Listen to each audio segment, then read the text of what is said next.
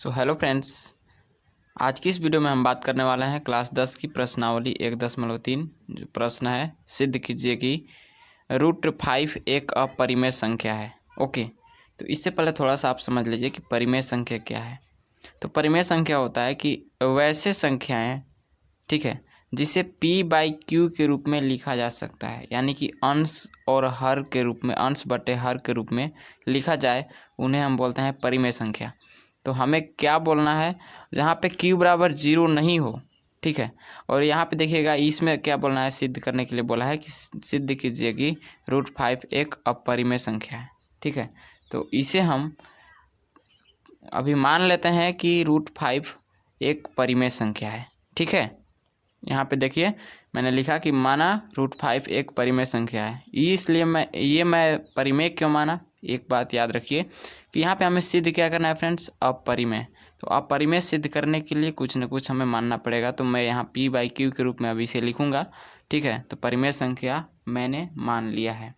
तो यहाँ पे एक कंडीशन है कि √5 है, ठीक है।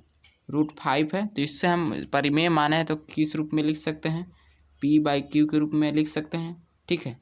जहाँ p क्या है, p और q, जहाँ p और q सह अभाज्य संख्याएं हैं, सह अभाज्य पूर्णांक बोल सकते हैं, संख्याएं से अच्छा पूर्णांक रहेगा, सह अभाज्य पूर्णांक हैं, ठीक है। यानी कि सह अभाज्य का मतलब कि मान लीजिए कोई 5 है, तो 5 है, तो 5 ओनली 5 से ही कटेगा और 1 से कटेगा, ठीक है। तो इसे बोलते हैं सह अभाज्य पूर्णांक। तो क्या है, 5 को मैंने परिमेय संख्या माना और परिमेय संख्या p/q के रूप में होता है। तो जहाँ p और q सह अभाज्य पूर्णांक है और q बराबर, इसको कोष्ठक को बड़ा करते हैं, q बराबर 0 नहीं है, ठीक है। तो इस प्रकार से इसे हम लिख सकते हैं। अब अगला स्टेप है, दोनों पक्षों को वर्ग करेंगे। दोनों पक्षों को वर्ग करने पर, ठीक है। अगर हम दोनों पक्षों कौन है, √5 है और p/q है, तो √5 का स्क्वायर बराबर p/q का स्क्वायर, ठीक है। इसे अगर हम सॉल्व करें तो क्या प्राप्त होता है फ्रेंड्स, देखिएगा। ऐसे हम जैसे रूट तो कट जाएगा, रूट और रूट क्या हो जाएगा, कैंसिल हो जाएगा।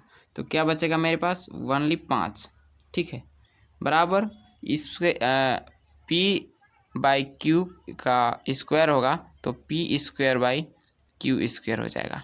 इससे भी बट्टे में करने के लिए बट्टे में हम 1 रख सकते हैं, जिसका कोई वैल्यू नहीं है, ठीक है। अब क्या हो जाएगा, दोनों का क्रॉस मल्टीप्लाई हो जाएगा, ठीक है। हाँ, तो देखिएगा, क्रॉस मल्टीप्लाई करेंगे तो क्या हो जाएगा, 5q², ठीक है, 5q² बराबर ये वाला p² हो जाएगा, ठीक है। अब ये हो गया हमारा समीकरण नंबर 1। इसका आंसर थोड़ा सा लंबा जा सकता है, क्योंकि ये 5 नंबर का बोर्ड एग्जाम में प्रश्न पूछता है, ठीक है। तो सबसे मतलब कि मोस्ट इम्पोर्टेंट प्रश्न है मैथ का, और बनाने में बहुत ही सरल है। बस आपको स्टेप याद रखना है, शुरू में परिमेय मान लेना है, p/q के रूप में लिखकर दोनों पक्षों को वर्ग कर देना है, उसके बाद ये समीकरण 1 कर देना है। उसके बाद इसको और थोड़ा सा सरल करें तो क्या हो जाएगा, q² बराबर p² ये वाला 5 यहाँ पे आ जाता है, ठीक है। अब केस 1, एक केस हम बनाते हैं यहाँ पे। केस 1 देखिएगा फ्रेंड्स क्या बनता है, ठीक है, कि यहाँ आप स्थिति देख लीजिए। यहाँ जो है, जो p² है ना, p² 5 से विभाजित है या नहीं, क्योंकि बट्टे में है तो विभाजित होगा। यहाँ p² 5 से विभाजित है, तो अगर p² 5 से विभाजित है तो ओनली p भी रहेगा तो भी 5 से विभाजित होगा। तो लिखेंगे p भी 5 से विभाजित होगा, ठीक है। इस प्रकार से हम यहाँ पे लिख सकते हैं, विभाजित होगा, ठीक है। तब p का गुणनखंड क्या हो जाएगा फ्रेंड्स, तब p का गुणनखंड, ये सारी चीज़ों आपको लिखना पड़ेगा, तो जाकर आपको एग्ज़ाम में फुल मार्क्स मिलता है। और मैथ ऐसा विषय है कि आपको बिना गलती का 1 मार्क्स भी नहीं कटता है। तब P का एक गुणनखंड 5 होगा। ठीक है, बहुत ही सरल है। बस यहाँ पे जो जो चीज़ आया उसे मैंने लिखा। पी स्क्वायर 5 से विभाजित है ना, तो अगर अकेला P भी रहता तो भी 5 से विभाजित होता, क्योंकि इसी टाइप से इसमें भी हम कंडीशन करते। तो अब क्या है कि P जो है या P स्क्वायर भी रहेगा तो उसका गुणनखंड क्या हो जाएगा, 5 हो जाएगा। उसके बाद हम यहाँ पे लिख सकते हैं कि P बराबर 5m के रूप में लिख सकते हैं, जहाँ m क्या है, एक गुणनखंड है। अब क्या करेंगे कि ये जो P का मान 5m है, ठीक है, तो P का मान हम समीकरण 1 में रखेंगे इसमें। ठीक है, तो लिखेंगे कि P का मान समीकरण 1 में रखने पर। ओके, तो यहाँ पे P का मान अगर हम समीकरण 1 में रखें तो समीकरण 1 मेरा क्या था, थोड़ा सा उसे हम समझ लेते हैं। आते हैं फ्लैशबैक में थोड़ा सा बैक। ठीक है, तो यहाँ पे आप देख लीजिएगा कि P का मान समीकरण ये जो जैसा था वैसा ही लिखेंगे। 5q स्क्वायर है तो 5q स्क्वायर लिख दिया। उसके बाद P की जगह पे क्या माना है हम, यहाँ देखिए 5m। ठीक है, तो 5m मानकर और इसका भी स्क्वायर कर देंगे। ठीक है, इसके बाद यहाँ तो मैंने लिख लिया। अब इसके बाद इसका हम अच्छे तरीके से इलाज करते हैं। देखिएगा 5q स्क्वायर ये तो आ गया।